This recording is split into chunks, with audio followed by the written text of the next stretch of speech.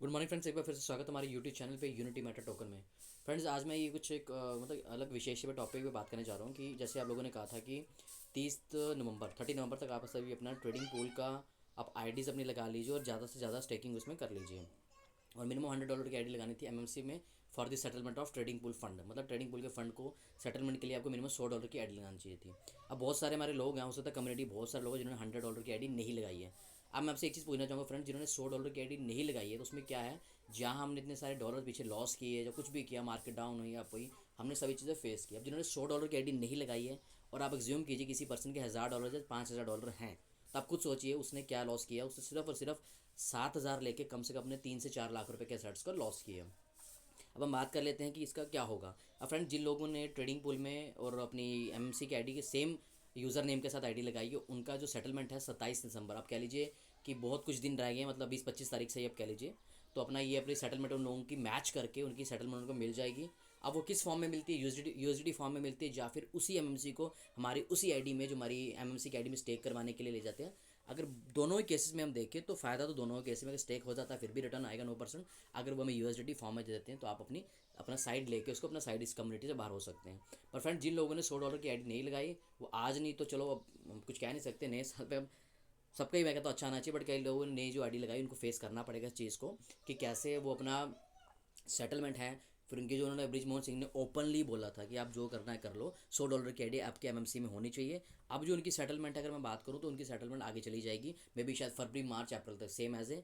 तो फिर आप किसी को ब्लेम नहीं कर सकते, बिकॉज सभी को नोटिफिकेशंस गई थी कि आपने अपना $100 की आईडी लगानी है, किस में, एमएमसी में, ताकि आप अपने जितने भी लोग हैं अपना जो फंड है ट्रेडिंग पूल का फंड, अगर फ्रेंड्स अगर आपने ये फंड्स अपना नहीं लेना था, जो भी अमाउंट प्रिंसिपल अमाउंट कह लीजिए कुछ भी कह लीजिए, अगर आपने ये नहीं लेना था तो फिर आपने ट्रेडिंग पूल में अमाउंट क्यों डाला। आप उसी 21 मई को उसको सेल करके अपना साइड हो जाते।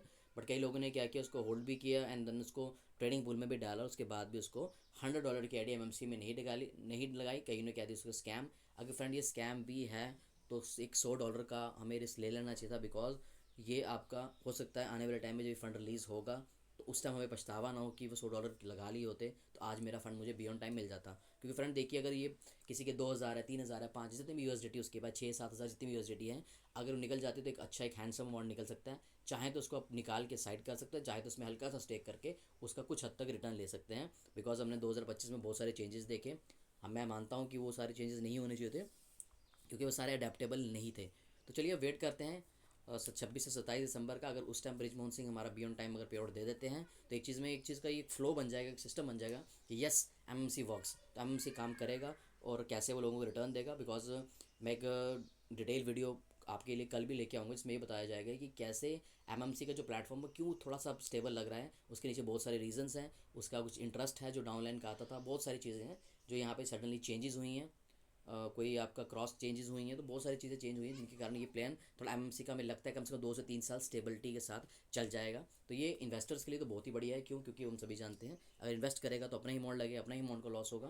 तो वो तो चलो लॉस गेन की तो बात किसी को नहीं पता कब क्या हो सकता है, बट कहने की बात है थोड़ा एमएमसी से बिजनेस जो है वो थोड़ा स्टेबल लग रहा है।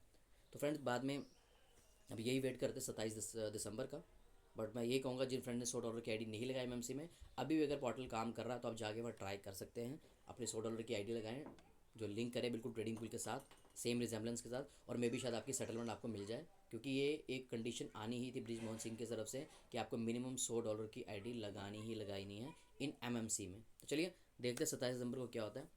अगर फ्रेंड्स आपको वीडियो अच्छी लगी तो लाइक शेयर एंड सब्सक्राइब करना भूलें चैनल को, और अपने ज़्यादा से फ्रेंड्स में शेयर कर दीजिए। बिकॉज इस चैनल पे सीधी बात की जाती है, ना इधर ना उधर की बात की जाती है, सीधा फैक्ट्स पे बात की जाती है। I hope you like the video. Thank you friends, thank you.